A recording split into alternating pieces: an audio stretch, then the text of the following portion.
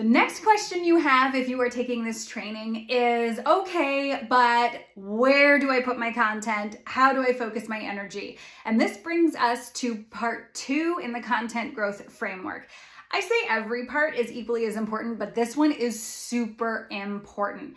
By the way, if you haven't taken the first 2 parts of this free training, if you're watching on YouTube, go back into my YouTube and check out parts 1 and 2, and then come back and watch this video. If you're on Instagram, it's under my Reels tab, and there is also a guide in my profile that will bring you through the content growth framework. So just make sure you're jumping in on step 1 and following through the process so you understand all the references.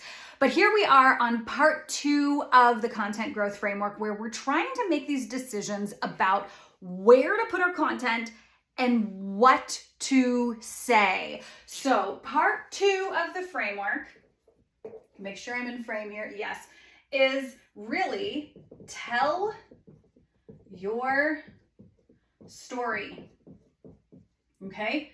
Now notice there are 2 parts here, tell and story. So we're going to dig in to each of these components of this part of the framework over the next couple of videos. The first one I want to start with is tell, because this is where we define where we're putting our content, okay?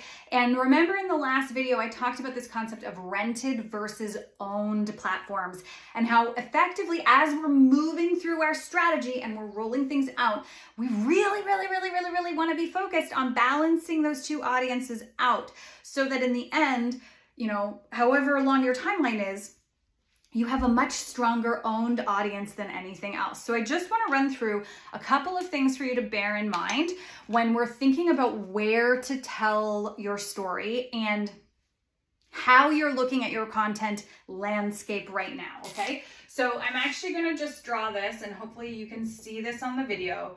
We've got rented, and then we've got owned, okay? So this is the part we're focusing on right here, is the tell. We'll get to the story part in the next video, but rented is effectively your social media, okay? So we're on Instagram right now, so we're gonna talk about Instagram. I'll put IG. That goes for Facebook.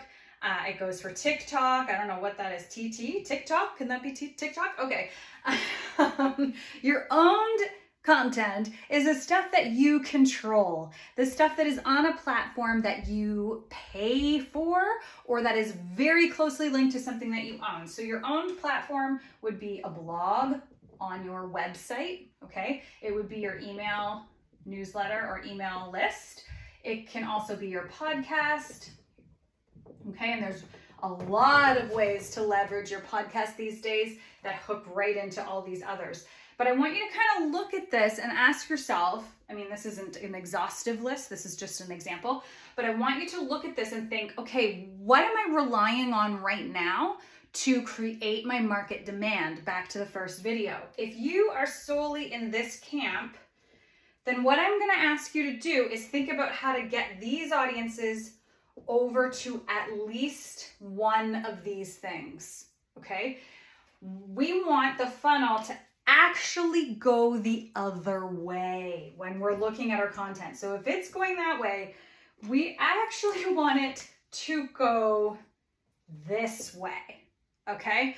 This is going to be the key to figuring out where to start telling your story and to creating efficiencies when you're creating your content.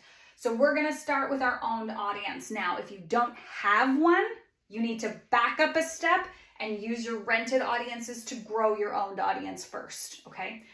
A couple other things I want to draw your attention to is just in terms of the long-term value of the content, because I talk a lot about making your content an asset for your business, and I truly mean that in the actual sense of the word. I want your content over time to increase in value. I don't ever want you to create one piece of content and then have it just sit there and do nothing.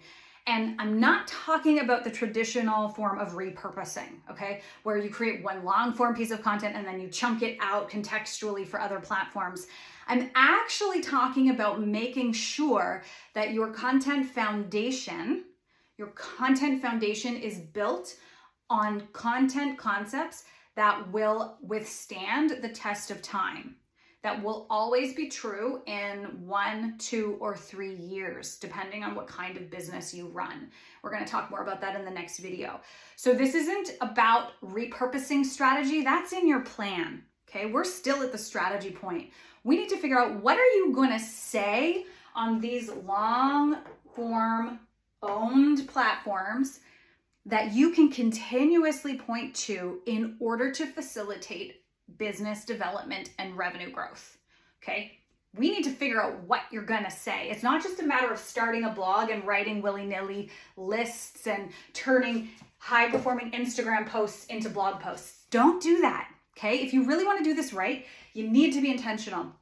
So a couple things I want to draw your attention to is the lifetime value or the longevity of each of these platforms. Okay, so Instagram, you get about 24 hours. So I'm going to say 24 hours to a day. Facebook posts, 6 hours. That's what, I mean, this is kind of an average.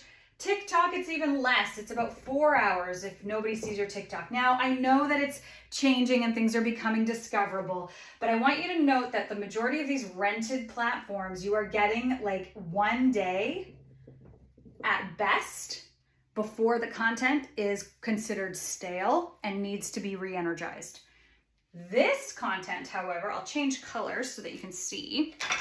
This content over here, your blog post won't hit peak performance until the 2-year mark. Okay, this is why you hear from bloggers, myself included. Remember, I used to be a blogger. I successfully built a 6-figure blog using these exact principles into my first ever business. So I know the world of organic growth and blogging like the back of my hand. Blog posts reach their peak performance at 2 years, okay? Whether the Google algorithm changes, Google Analytics change, on average, 2 years. So this is why you don't want this blog post to be just about what's happening right now. You want to make sure that that blog post is true in 2 years, or that you can go back in and update it and so on and so forth, but that the framework of that blog is real.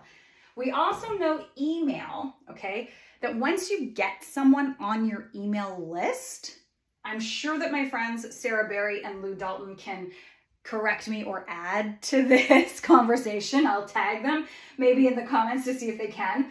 But once someone's on your email list, you really got to do something to basically get them to unsubscribe. So this is what I'm going to say is sticky. So you will have people on your email list for a prolonged period of time once you get them. Podcast, the longevity of a podcast. Now this is getting even better now that there's new discoverability and all kinds of new technology in the podcasting space. But this is about 9 months. Okay.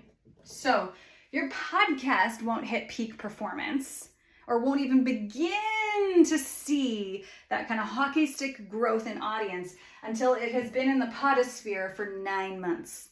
Okay. So all of a sudden you can see why you need to balance what you're doing. If you're focusing over here, I have no doubt that you are burned out AF. You are tired, you are burnt out, and you feel like you're on a hamster wheel. And I also know that me telling you that you need to do all these other things is probably stressing you out right now as well. So I'm going to make it easy for you. I'm going to make it easy for you. And this is what I do for all of my clients is we are going to pick a pillar. Remember, we're building a bridge. I love analogies. So we're talking about building a bridge. So we're going to use supports and pillars because, I don't know, maybe in a past life I was a bridge builder or something, right? But we are going to pick one of these that aligns best with the type of business you want to run. One thing I forgot to add here, YouTube, I would put on this list as well. So why don't I just put that over here? YouTube is very much like blogging, okay?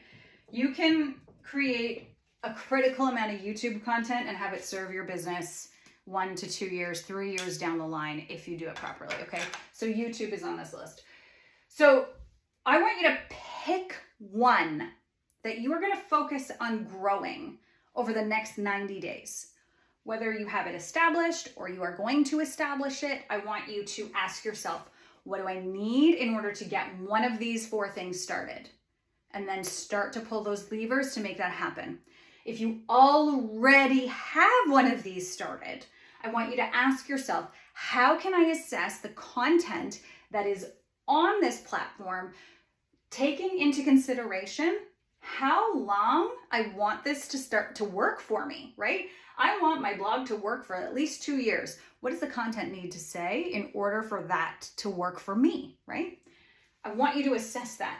Then I want you to look at this triangle backwards and think, if I've got all of this pillar content, what supports am I going to use in order to amplify? If I hadn't written all over this beautiful diagram, you would see how this arrow actually works in 2 ways.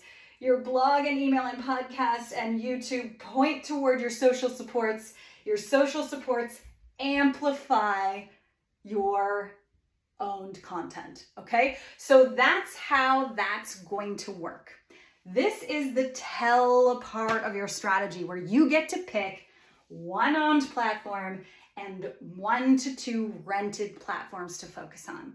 Can you add more in the future? Yes. Can you be everywhere in the future? Yes. But if you are somebody watching this, it's because you are frantically pulling your hair out. You need some direction, some focus, and some attention on growth. And this is going to get you there. So in the next video, I'm going to break down the story element because I know you're still wondering, okay, Erin, if I'm going to launch a blog, or I get asked this all the time, if I'm going to start a podcast, what the heck am I gonna say?